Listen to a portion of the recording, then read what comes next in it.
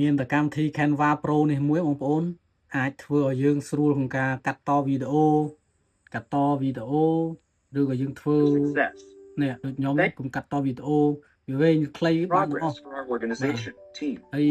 យើងក៏អាចធ្វើបទបង្ហាញបាទយើងបង្កើតជាបទបង្ហាញគឺបទបង្ហាញគឺ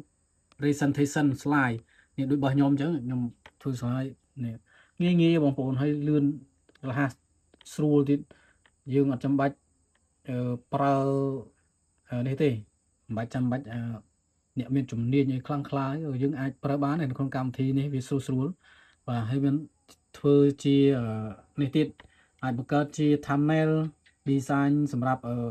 thumbnail នេះ YouTube Facebook អីចឹងណាបាទហើយយើង ID card អីយើងធ្វើជា ID card ហើយក៏អាចធ្វើជា logo សម្រាប់សាមញ្ញតែវាជារបស់យើងអញ្ចឹងណាហើយនឹង thumbnail ផ្សេងទៀតហើយនឹងជាពិសេសនឹងវាតកតងនឹងposter អីស្អីគេនឹងអីpost ហ្នឹងឯង poster ហ្នឹងបាទ poster អីហ្នឹងគឺយើងធ្វើដោយខ្លួនឯងស្រួលហើយមាន template ស្អាតៗទេបងប្អូនបាទអញ្ចឹងនេះជា account របស់ខ្ញុំ account pro របស់ខ្ញុំបាទអញ្ចឹង full option pro ហ្មងអញ្ចឹងបងប្អូន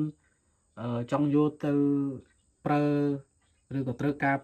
ទិញអីអាចអ្នកទ្រង់បានខ្ញុំមានលក់ណា Canva នេះលក់តម្លៃធូរថ្លៃទេ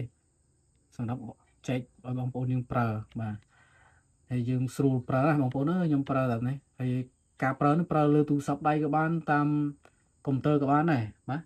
ហ្នឹងហើយអញ្ចឹងវាមានដូចនេះនៅក្នុងបណ្ដាញសង្គមនេះជាពិសេសនេះ Instagram Facebook អីគឺមានទម្រង់ឲ្យយើង design ស្រាច់ហើយមាន template ស្រួលណាបងប្អូនអើយស្រួលណាចូលទៅដល់ edit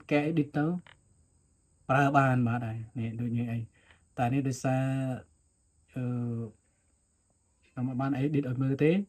ព្រោះកុំឲ្យវែងឆ្ងាយបាទអញ្ចឹងបើសិនបងប្អូនត្រូវការ complete តាក់ទងមកណាខ្ញុំមានលក់បាទអរគុណ